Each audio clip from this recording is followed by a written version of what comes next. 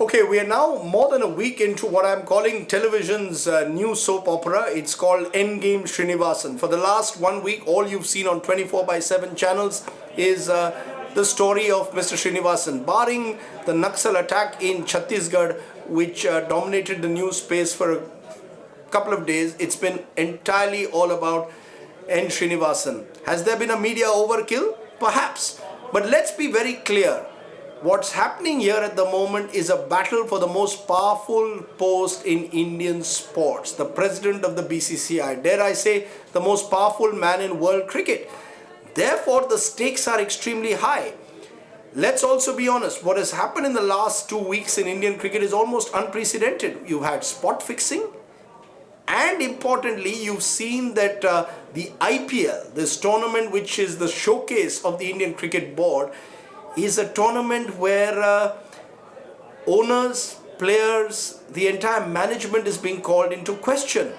Therefore, as I keep saying, the stakes are extremely high. The betting and spot fixing controversy, when put together, really put Indian sports credibility, or certainly the credibility of Indian cricket, which is almost a national religion, into question. And that is why there's been so much of media focus on it. So I think we've got to understand that the media also is reflecting, in a sense, the anguish of a cricket fan, and there are millions of fans out there who are worried that the game is being managed in a manner which is non-transparent and unaccountable. I am not among those who believe that the BCCI has only done terrible things. The BCCI has done a lot of good for cricket. But I think the management and the governance structure of the BCCI needs to change.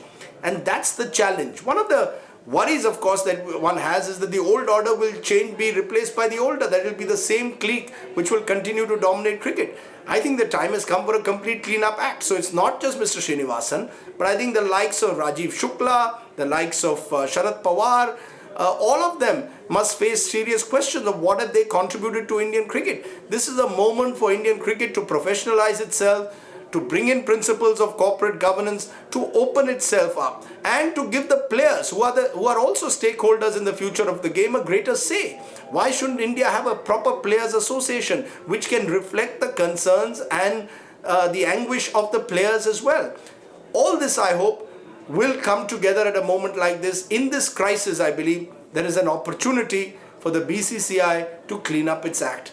And all I can assure you here on IBN, that's our singular focus. We are not here in a witch hunt against Mr. Srinivasan as an individual. We are raising questions about credibility, about accountability, and ultimately about morality.